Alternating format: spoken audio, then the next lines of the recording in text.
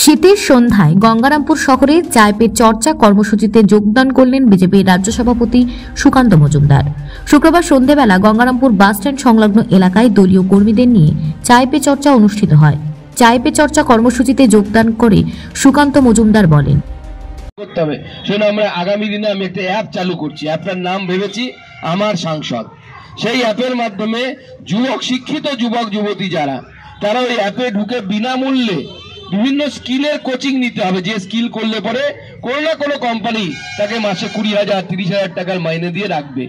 এই ব্যবস্থা আমি আগামী দিনে চালু করতে শুরু করব। কালকে একটা শুরু হচ্ছে, অ্যাপটা আর কিছুদিন পর তৈরি হবে। কারণ একটা অ্যাপ তৈরি করতে আপনি জানেন অনেক টেকনিক্যাল বিষয়ের আগে আমি মহারাষ্ট্রে গেছিলাম এই অ্যাপের জন্য।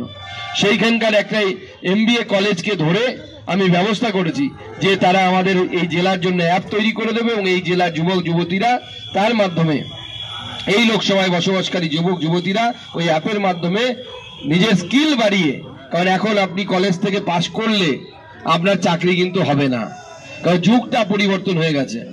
এখন আপনাকে জিজ্ঞেস করবে কি ডিগ্রি আছে, আগে জিজ্ঞেস করতো কি পাশ করেছো, আগে সেটা জিজ্ঞেস করতো লোকে, এখন লোকে জিজ্ঞেস করছে তুমি কি করতে পারো। এটা হচ্ছে পার্থক্য। আগে ছিল ডিগ্রি, এখন হচ্ছে স্কিল। আমি কি পারি তার উপর আমার দাম আছে, কি ডিগ্রি আছে তার উপরে দাম নেই। সেই জন্য আমি এই ধরনের নতুন কিছু উদ্ভাবনী জিনিস যা ভারতবর্ষের খুব কম জায়গায় আছে, ভারতবর্ষে আছে কিনা আমার জানা নেই, কিন্তু পশ্চিমবঙ্গের কোনো সাংসদ চালু করেনি। এই প্রথম বালুরঘাটের সাংসদ এই দক্ষিণ দিনাজপুর জেলায় আমরা চালু করতে চলেছি। গঙ্গারামপুর থেকে বিশেষ প্রতিবেদন, নিউজ টুডে।